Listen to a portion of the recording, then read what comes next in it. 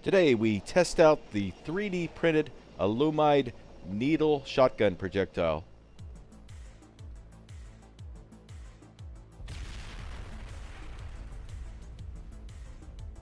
Hi, this is Jeff of Tau Player Mouse. Today we've got another submission by Michael Yeah, a 3D printed, oddly shaped projectile that's based on a pen shank that he invented. That's right. And like I said, this is printed with Alumide. Alumide is a mixture of nylon and aluminum powder. It makes a pretty strong structure, but it's still pretty light. This only weighs 4 grams.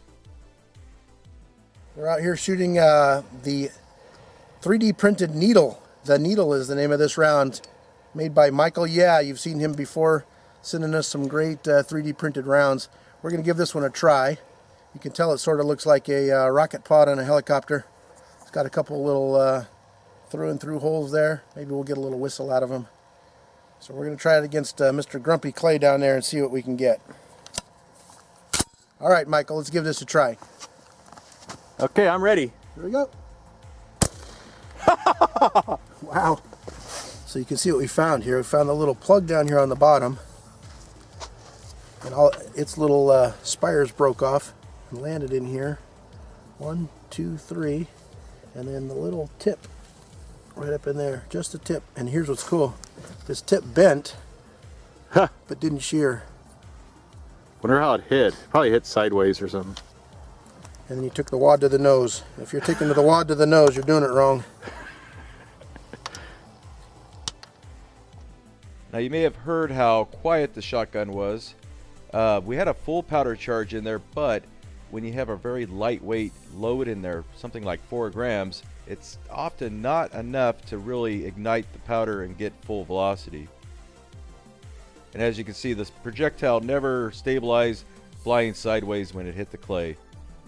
Okay, let's take a shot at some ballistic jelly. Yep. Oh yeah. That was better. Okay. So the wad was stuck in the front. And you can see the needle round. There's the point. It actually turned around. Was that the front or the back? I see. Look! You can see a track going through there. This was the. What the heck happened there? No, this. It almost looks like this is the track, but this thing didn't rotate, so the wad was stuck in here. I don't know. We'll have to see. But as I found it, it was still sitting like this. Okay. Unless it did hit nose first in there and spun it around and caught the wad on the back. You could see it, some kind of a track, like maybe it went way in there and then bounced. It'll spring back. That thing, perfect condition. Awesome. Send that back to Michael for a refund. Yeah. That's the one I didn't mark too for some reason. You'll be able to see it on slow-mo, but it either went in tip first and almost penetrated all the way through, or spun around. Wow.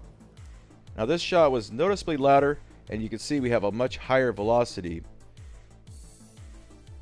Another difference here is we can see that the projectile is flying nose first for most of the way, and then in the last split second it flips around and hits the gel backwards. And it's interesting to see how the wadding was kind of engulfed in the cavitation hole there.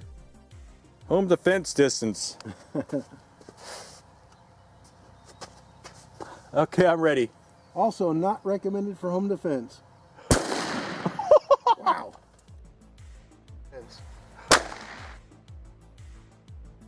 Look at the triangular shape impact from that thing hitting sideways and kind of keyholing in there. It's the almost exact same shape as this, flying and going boom, hitting right there. So, not very stable, but it was accurate enough. Wad, accurate enough for home defense. Yeah. Look at the picture of the wad. It's a perfect, Yeah. perfect transfer, like silly putty. Now this shot, it was noticeably louder, and it was flying at a much higher velocity this time. This was probably at least hitting Mach 1. So it's like 300 yards, you say? Yeah, it's about 300 yards. It's a sniper shot. Call of Duty 300 yards. Yeah, and okay. It looks like we planted some Hickok seeds and he's starting to sprout up. That's right. It's role player gaming 300 yards. Okay, whenever you're ready. Oh. Okay, that was another weak sounding shot, but we had pretty good velocity. You can see the slug tumbling end over end. It never regained stability though. But we still had fun doing it. I hope you check out Michael's channel. He does a lot of different stuff. Crossbows, he does some reloading, black powder stuff. It's pretty cool. The kid's really smart and has always impressed me. And some of the stuff that's coming up, we have the Australian Fosterless slugs. I'm not sure what we're calling them there.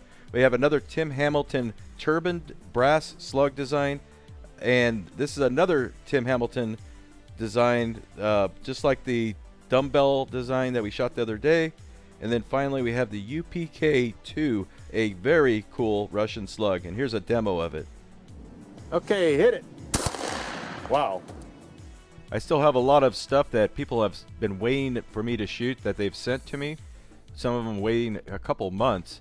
So bear with us. The weather hasn't been very good, but we're slowly catching up on this stuff. Hope you guys enjoyed this. Thanks for watching.